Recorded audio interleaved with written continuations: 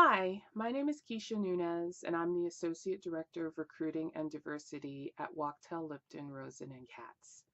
I'd like to share with you some advice on managing offer acceptances and rejections.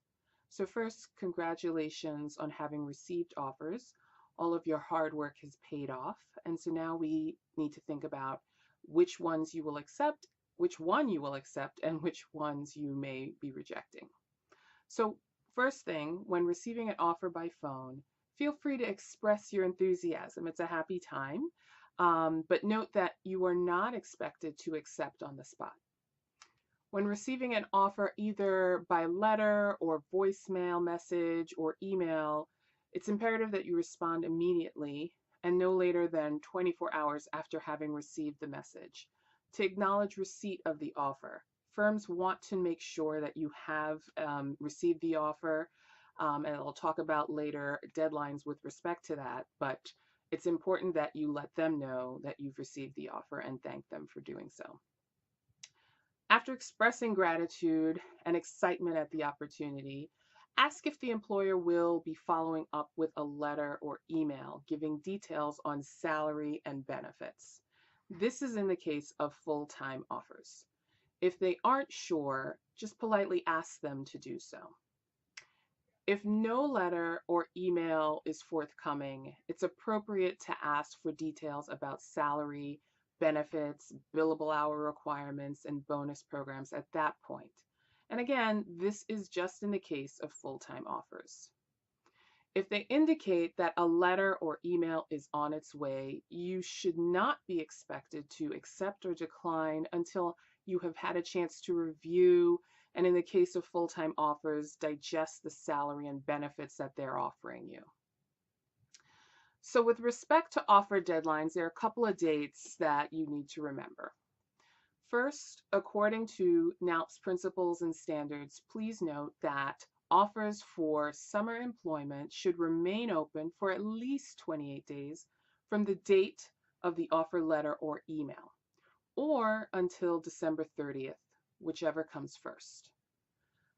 Secondly, offers for full-time employment where you were not previously employed also remain open for at least 28 days following the date of the offer letter or email, or until December 30th, again, whichever comes first.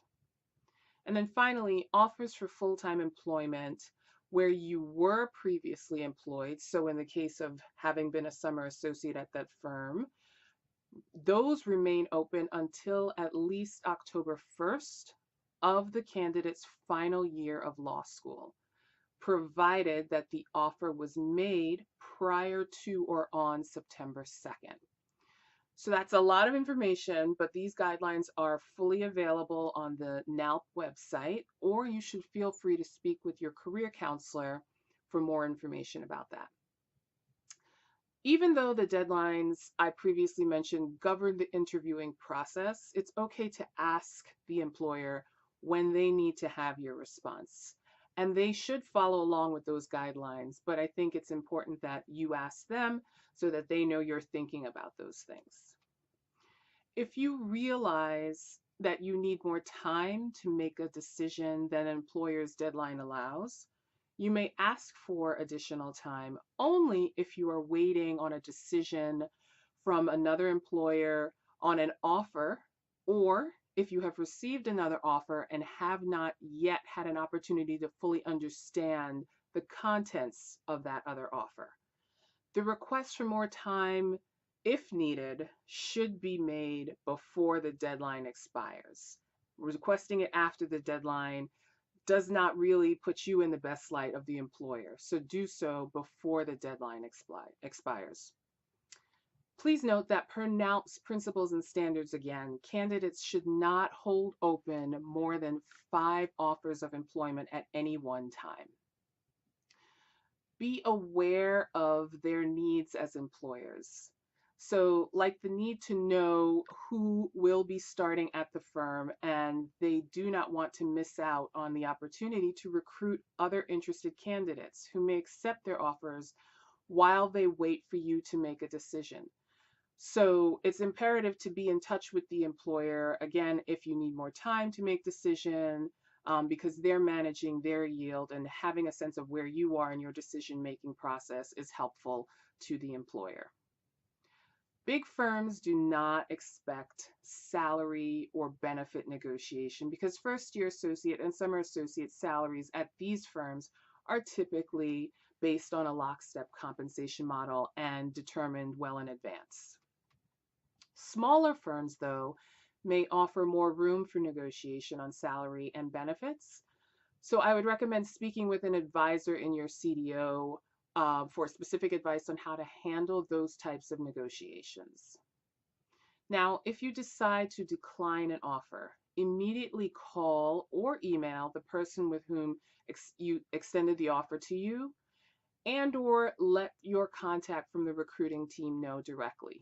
Do not hold an offer you have decided to decline for the reasons I previously mentioned. Again, thank them for their interest in you and the opportunity they have offered you, but state that you have decided to accept another offer or go in a different direction. The firm may ask you for some information about which firm's offer you did ultimately accept or what you have decided to do instead, and it's okay to tell them or not, depending on your comfort level. Employers usually ask this question as a part of their own sort of market survey to help them better understand their recruiting efforts and use it to potentially adjust their recruiting approach. There are no repercussions, though, if you disclose or do not disclose, if the case may be. At all times, just remember to be polite and respectful. Say nothing but good things about the firm because the legal community can be small and you never know who you may run into down the road from that firm at some point later in your career. Again, congratulations on having received multiple offers and good luck with the process.